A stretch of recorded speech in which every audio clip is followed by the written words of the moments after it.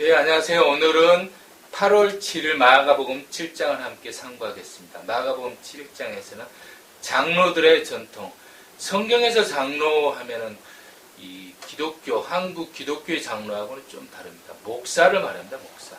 그러니까 목사들의 이 전통, 그러니까 한기총에서 정한 어떤 율례, 규례, 어떤 법, 교단의 법 이런 걸 말하는 겁니다. 그래서 목사들의 어떤 전에 내려오는 전통은 지키면서 하나님의 법을 왜 범하느냐라고 예수님께서 굉장히 책망하는 장면이 나옵니다. 제자들이 손을 씻어야 되는데 손을 안 씻고 이제 음식을 먹었던 겁니다.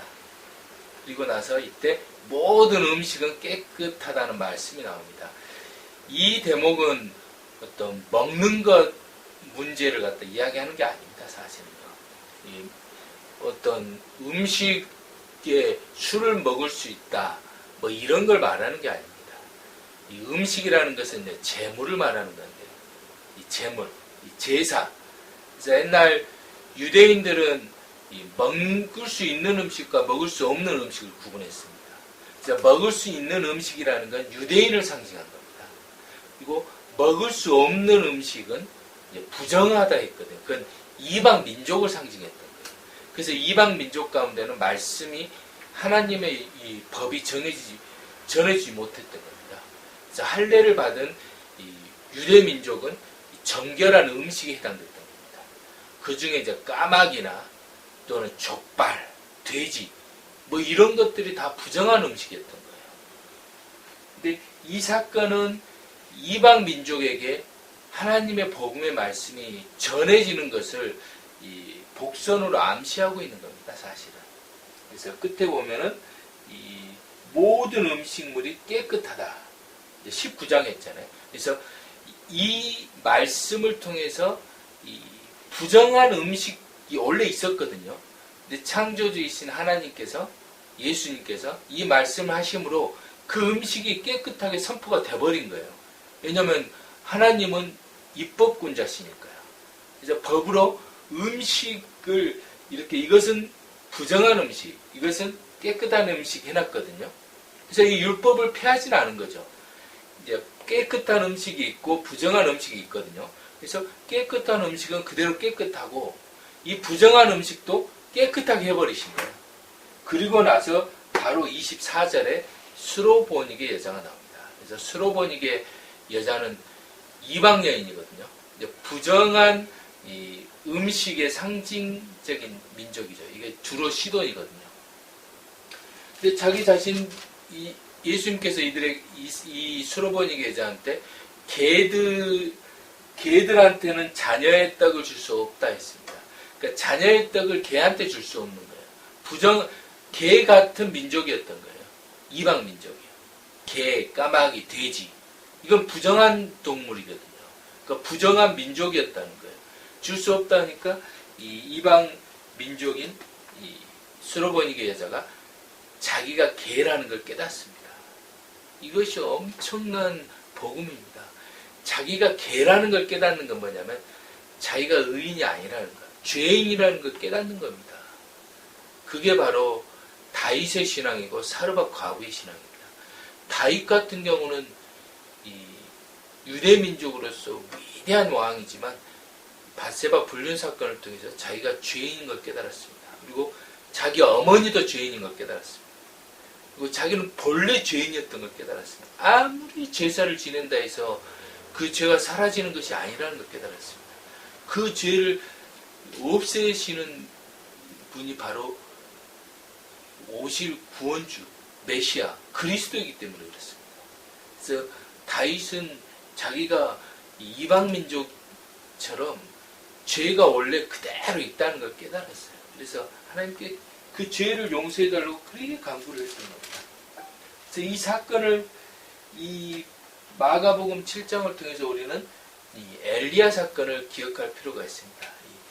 엘리야는 이제 길르앗은 이제 이쪽 그 전체 지방을 말합니다. 마치 동대문구 이런 것처럼. 그래서 길르앗 속에 우거하는 디셉 고향이 디셉 사람이에요. 저는 이제 전라도 고흥이거든요. 동강면. 그래서 디셉 사람인데 길르앗에 우거했습니다. 그래서 이 인물이 이 사마리아 땅, 여기가 이제 사마리아거든요. 지금으로 말하면 평양 같은 곳이죠. 거기에 가가지고 이 가뭄이 있을 거라고 선포를 하고 이 고향 근처인 그리시네가로 가서 숨어버립니다. 근데 여기는 이방 땅입니다. 사실 요단강 우측이거든요. 그래서 여기에서 까마귀가 떡과 고기를 가져다 주리라. 까마귀, 부정한 동물, 이방 민족을 말합니다. 그리고 이 엘리야가 두로와 시돈 땅으로 갑니다. 이방 민족에 가서 사르밧 과부의 공개를 받습니다. 바로 이 본래 이스라엘 민족이 제대로 하지 못하니까 이방 민족으로 이 선지자의 복음이 흘러가고 있습니다. 이처럼 예수님께서 그 당시 유대 전통을 가진 민족들이 그리고 목사들이 예수님을 반대하니까 예수님이 이렇게 엘리야처럼 이 두로와 시돈에서 수로보니 계자를 만나서 이 수로보니 계자에게 이 자녀의 떡인 이 말씀을 줍니다. 그리고 고침을 받습니다. 이 작은 사건 하나가 이 씨앗이 되어서 이 민족의 두로 시돈을 통해서 마케도니아와 그리고 나중에 유럽까지 그리고 지금의 유럽의 프랑스, 독일 이쪽으로 복음이 쭉 확대가 돼서 미국까지 이어진 겁니다. 그래서 이 작은 사건 하나, 이 장로의 전통을 손 씻는 어떤 것을 반대했던 이 사건 하나로 예수님은 이 부정한 음식을 정결케 함으로 그 민족이 정결케 된 겁니다. 수로보니게 여자도 정결케 된 겁니다. 그래서 우리 같은 경우는 이 한반도는 이방 민족이 제일 끝단에 있습니다. 왜냐하면 이렇게 유럽 쪽으로 해서 미국으로 해서 돌아왔으니까. 우리는 이방 민족에 속한 까마귀나 족발, 개 이런 민족입니다. 우리는 하나님의 율법에 의해서요. 하지만 예수님께서 우리도 화목 제물로 용서를 하심으로 예수님을 믿음으로 이 이방의 부정한 것들이 제해진 것입니다. 그래서 우리는 할례받은 민족이 아니지만 예수님을 통해서 이 약속의 할례를 다시 받은 것입니다.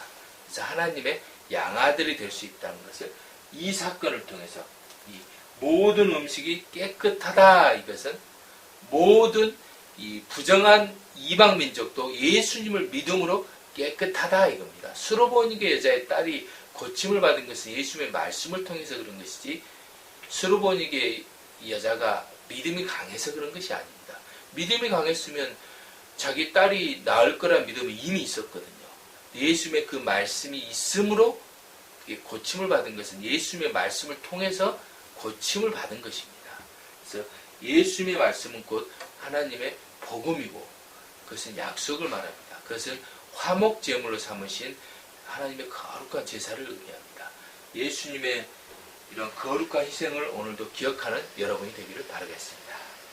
감사합니다.